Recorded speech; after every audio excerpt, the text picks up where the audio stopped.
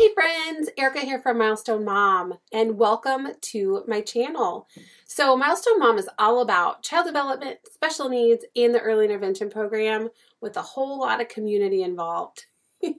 So my goal is to build a community that you moms can come to, you can talk to each other, and you can feel safe. So that's Milestone Mom. Make sure you hit subscribe and also hit the notification button just so you can get notified of when I do videos, when another video is uploaded. If you missed my last video, make sure you check it out here. It is what a speech therapist is and what a speech therapist does for the early intervention program and the 3 different areas that the speech therapist looks at. So today we're going to be diving into what a feeding therapist does for early intervention and kind of identifying like a problem feeder versus a child that might have some oral sensory concerns. So if that is you, if you are a parent that's dealing with a child that has some of those issues, then you want to make sure that you stick around. Hey guys, and welcome back. We are going to dive into what a feeding therapist is and what they do for early intervention. A feeding therapist can do a couple of different things. They can come in and they can deal with problem eaters or picky eaters. Now, keep in mind, guys, that most 2-year-olds are picky eaters, okay? So, is your child losing weight because they're not eating very well? Are they choking on food? Are they gagging on food? Do they have poor nutrition? Yes, they're picky, but are they only eating fruit roll-ups for weeks and you can't get them to eat anything else? Are they having a lot of food refusals? Are they having difficulty chewing or swallowing food? How about, do you have a child that has maybe an oral sensory concern? So they don't eat certain textures, or they cry, or they're really fussy, or there's discomfort when they're eating certain things. The oral sensory piece can also kind of run over into touch. Are they not even able to touch those peaches to pick them up and put them in their mouth? So those are some of the things that a feeding therapist will come in and look at in the early intervention program. So the picky eating and the oral sensory portion of it. Now, the first thing that the feeding therapist is going to do, now remember, early intervention is birth to 3. So one of the first things that they have to do when they come in is make sure that there's nothing medically wrong, okay? Is there a lip or a tongue tie? Does your child need a swallow study to make sure that they're swallowing the food appropriately and make sure there's nothing medical hindering any of that? So the first thing they are going to do is want you to probably get a swallow study. We're going to make sure there's no lip or tongue tie. Any medical issues need to be addressed before they can start working with your child. But if all of that's been done and we realize that maybe it's just a texture aversion or they're being extremely, extremely picky, then that's something that our feeding therapist can definitely work on. Now, keep in mind, guys, we do adjust for age up until 24 months. So if your child is 10 months old and they were born 8 weeks early, we adjust 1 month for every 4 weeks. So if they're 10 months, they're only 8 months adjusted. So you have to make sure that you're not giving them 10-month-old or 12-month-old food when they're only 8 months old. So make sure you keep that in mind. Now, I do get a lot of questions on when a occupational therapist would be needed versus a feeding therapist. Now, if we have a child that has a lot of aversions to food and we know it's that sensory component or that oral sensory component, we can definitely get an occupational therapist in there to assess your child and kind of see what some of those issues are. And they can compile like a sensory profile, and maybe it is where your child needs a occupational therapist versus a feeding therapist. So those are some different options, but we just don't know until we actually come into the home and look at your child and kind of devise a plan of action for them. So feeding therapist, they come in, they look at picky eating, they look at oral sensory components. We kind of decide, do we need an occupational therapist? Do we need a feeding therapist?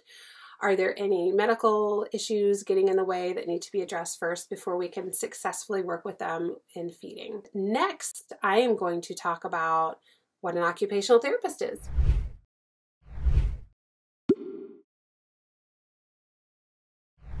So, what is an occupational therapist? So an occupational therapist for early intervention looks at a child's fine motor skills. So fine motor is how they're manipulating things. Are they turning puzzle pieces okay? Are they using a neat pincer grasp to pick up objects? Are they able to turn doorknobs? Are they scribbling on things and using good wrist rotation? So a occupational therapist looks at that, but they also look at something called sensory profile. The sensory profile actually looks at a whole lot of different things. So how does your child do with hair brushing, teeth brushing, water over their head, baths? Do they have a high pain tolerance? Are they not sleeping through the night? Does it take them 2 hours to fall asleep at night? Are they constantly touching things? Are they having aversions to certain things that they're touching? So the sensory profile goes into a whole lot of different areas. And one of the reasons that we do this is because we might have a child who is really hyper, or maybe the mom tells us like they're running into things and they have a really high pain tolerance. My child, it lays in bed for 2 hours before they go to sleep, not crying, just laying there. I have a child who I can't take out in public. I can't take them to Walmart or Kroger because they are so sensitive to that. And even getting them in a car is a process. And then getting through Walmart or Kroger or Aldi and then driving back home, like by the time they get back, it's exhausting.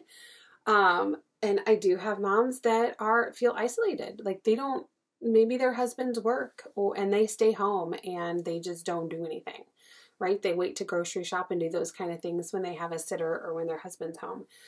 So guys, I get it. You know, that's when we need to call that occupational therapist in to kind of figure out what's going on with your child. Because I know the frustration. I do. I hear it all the time from you guys and my heart just breaks.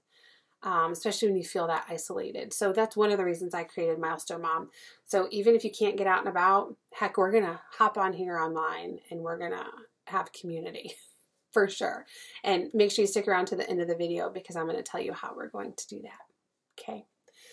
All right. So there's two different types of sensory components that we look at. We're looking to see if your child is hypersensitive. So what that would mean is, do they not like their head touched? Do they not like their hair brushed? Do they not like stuff around their mouth or even their teeth being brushed? Are they really weird about the things that they touch and they feel? Or is your child undersensitive? So bumping into things all the time and they're really rough. They're not being gentle. They don't have a high pain tolerance. Or they do have a high pain tolerance. So when we look at this, we are looking at a child's vestibular system. So when a child has sensory processing disorder, I explain it to parents like this. So imagine your child or you jumping in a bouncy house, and you're just kind of all over the place, right? When normally we feel grounded and we can feel like those painful touches, and it doesn't really bother us if someone touches our hair. I mean, I know some people are weird about that, but for the most part, it doesn't really bother us. But you have a child that's in a bouncy house and just kind of going all over the place. That's what your child's system feels like. And we call that the vestibular system. And so one of the reasons sensory vests and sensory blankets help kids that have sensory processing disorder is because it helps them feel grounded and stable, right? And a lot of times, and it depends on if your child is hypersensitive or undersensitive, but some of those kids, to get them to calm down, like they love those big bear hugs, those pressure hugs. And then some kids can't stand it. So if you have a child that has sensory processing, try those bear hugs on them, or try that deep compression on their wrists. Some kids really like that. And then I've also seen occupational therapists recommend brushing. Kids like that feel on their arm. And then again, some don't. So that's why occupational therapists will come in and just kind of figure out that sensory profile of your child and kind of see where they're at. So what can a occupational therapist do for your child? So like I said in my previous video, we talked about feeding, but oral sensory also came up. So sometimes it's where an occupational would really benefit to come in and talk to you about that sensory or that oral sensory component, because some of our kids do have that aversion to food, the aversion to even picking up a peach and eating it. So if you missed that video, it will be linked right up here. So make sure you go see that. So they can help with oral sensory, and they can help. A lot of times you will hear an occupational therapist throw out sensory diet.